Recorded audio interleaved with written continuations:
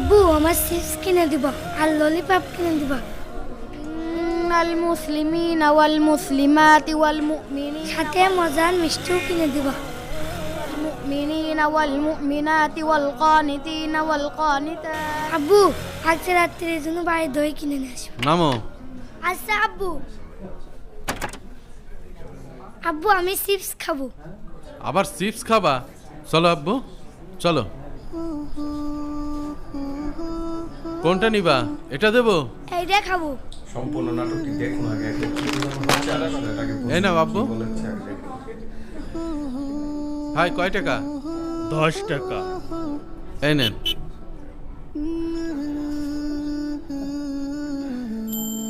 চলো আব্বু চলো।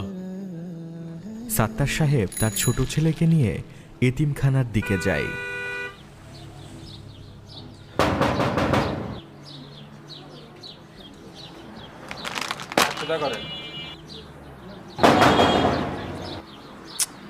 কি হলো? দরজা খোলে না এখনো।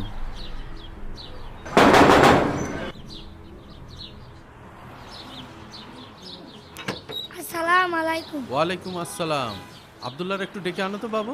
আচ্ছা যাচ্ছি। ওয়াল কানিতিন ওয়াল কানিতাত। ওনার আরেকজন ছেলে হুজুর যাব? ঠিক আছে যাও। খুশি হয়েছে ছেলেটা। বাবা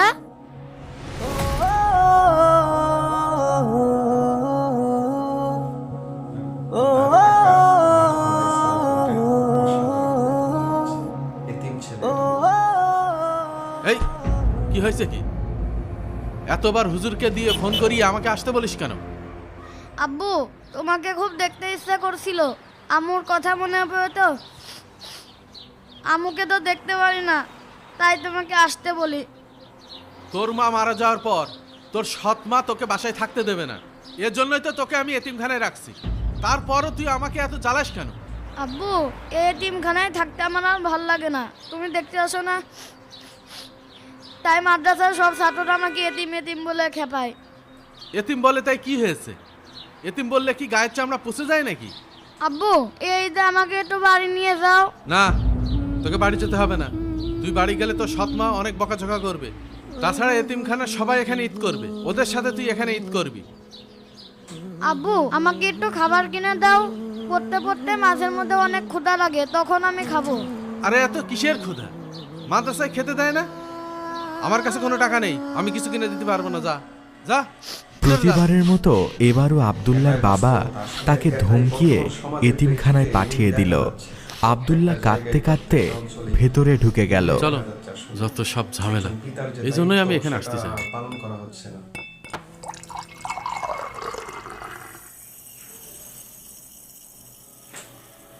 হুজুর হুম আসতে পারি? আসো। হুজুর আব্বুর সঙ্গে একটু কথা বলবো। আচ্ছা ঠিক আছে দাঁড়াও, আমি তোমার আব্বুকে এখনই ফোন দিচ্ছি।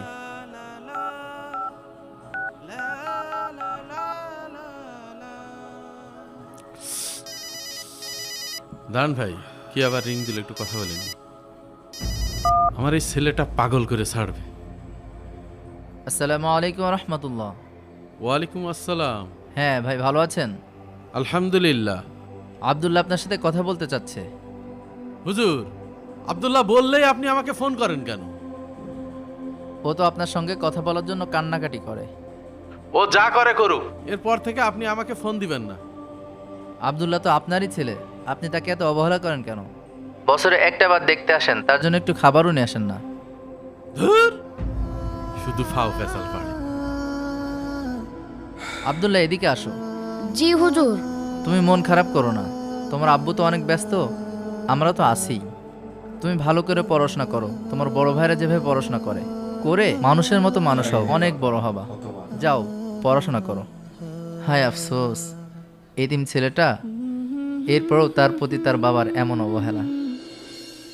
20 বছর পর সেই ছোট আব্দুল্লাহ আজ অনেক বড় আলেম।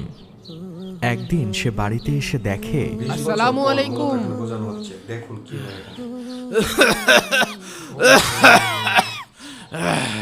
গোয়াল ঘরে এই বৃদ্ধটা কে? এই বাবার মতন মনে হচ্ছে। এই এটা তো আমার বাবা। বাবা, বাবা, তোমাকে এখানে রেখেছে কে? আমি। বেশি খাবার দিয়ে মাথায় তুলে রাখতে ছেলে খুব ভালো করেছে এখন। এগুলো আসলে আমি জীবনের অসুস্থ সাথে হওয়ার পর ঘটে যাওয়া বিষয় নিয়ে মূলত নাটক করি। আর 4-5 দিন জীবনের সাথে আমি এই সম্পর্ক। জায়গায় পড়ে রয়েছি। তোর ভাইরা আমার কেউ দেখতে আসে না। তোমরা আমার বাবাকে এখানে রেখেছো কেন? ভালো মনে করেছি তাই রেখেছি। তোর যদি এত দরদ লাগে তুই তোর সাথে নিয়ে যা, নিয়ে গিয়ে ভালো জায়গায় গিয়ে রাখ যা। ঠিক আছে, আমার বাবাকে আমি নিয়ে যাচ্ছি। বাবা চলেন, আপনি আমার সাথে থাকবেন। সাবধানে বাবা, ওঠেন ওঠেন, হ্যাঁ, চলেন। যাকে ভয় পাওয়া যায় এবার চিন্তা করুন। মাত্রা সম্মুখীন করুন, এখনো সময় আছে আপনাদের ছেলে বাবা সাবধানে। আরে যা যা। যে বাপ কোনোদিন দেখলো না, খোঁজ খবর নিল না, সে বাপের জন্য দরদ উতলায় উঠছে। পুরো রাত থেকে আমরাও বাঁচলাম। মা মারা ছেলেটারই আমি কত দূরে রেখে আসছিলাম। বাবা আপনি একদম টেনশন করবেন না, আমি আপনার সাথে আছি। আস্তে আস্তে আস্তে।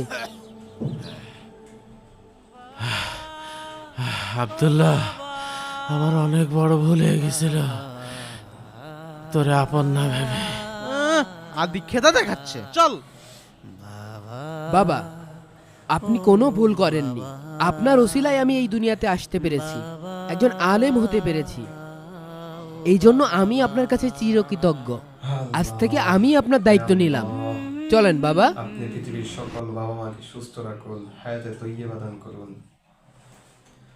আসলে এই ভিডিওগুলি আপনার জীবনকে পরিবর্তন করে দিতে পারে। আপনার চিন্তা ভাবনা, আপনার চিন্তা চেতনা সবকিছু পরিবর্তন করে দিতে পারে। আপনি আসলে কোন দিকে দৃষ্টি দিচ্ছেন এটা এখানে বোঝার অনেক বিষয় আছে। আপনি যেদিকে দৃষ্টি দিবেন, আপনি ভালো পথে দৃষ্টি দেন। আপনি যদি আপনার ছেলে মেয়েকে সবাইকে সমানভাবে দেখতেন তাহলে একজন মানুষ এতিমের এই অবহেলাটা হতো না। কিন্তু আপনি দেখেননি। যাকে নিয়ে আপনি মাথায় তুলে রাখছেন সে দেখা গেছে লাস্টে আপনার সাথে দুর্ব্যবহার করলো, আপনাকে দেখলো না। বৃদ্ধ হয়ে সে আপনার জন্য দোয়া করবে তো দূরের কথা, আপনার মুখে খাবারটা পর্যন্ত তুলে দিতে পারে নাই। কিসের জন্য? আর আপনি তাকে এতিম বলে গালি দিয়েছেন, মাদ্রাসায় রেখে আসছেন, খোঁজখবর নেন নাই। সেই ছেলে আলেম হয়ে পরবর্তীতে, এটা তো নাটক, অভিনয়, কিন্তু এই অভিনয়ের মধ্যে বাস্তবের চিত্র ফুটে উঠেছে। এখানে অনেক বিষয় বোঝানো হচ্ছে যা আমরা অন্তর দিয়ে কখনো চিন্তা করি না। রাতে বিছানায় শুয়ে শুয়ে চিন্তা করবেন বিষয়গুলো, তাহলে বুঝতে পারবেন এখন আসলে কি বোঝানো হয়েছে। আমরা চিন্তা করি না বিধায় আজকে আমাদের সমাজের এই অবস্থা। এই জীবনমুখী নাটকগুলি জীবনের অনেক কিছু পরিবর্তন করে দেয়। তো সবাই গান বাজনা থেকে বিরত থাকুন, এসব ইসলামিক কন্টেন্ট দেখুন, জীবনকে পরিবর্তন করুন। তো সবাই সুস্থ থাকবেন, ভালো থাকবেন এই প্রত্যাশা করে আজকের মতো ভিডিওটি এখানে শেষ করছি। পরবর্তীতে আরেকটি ভিডিও নিয়ে চলে আসবো।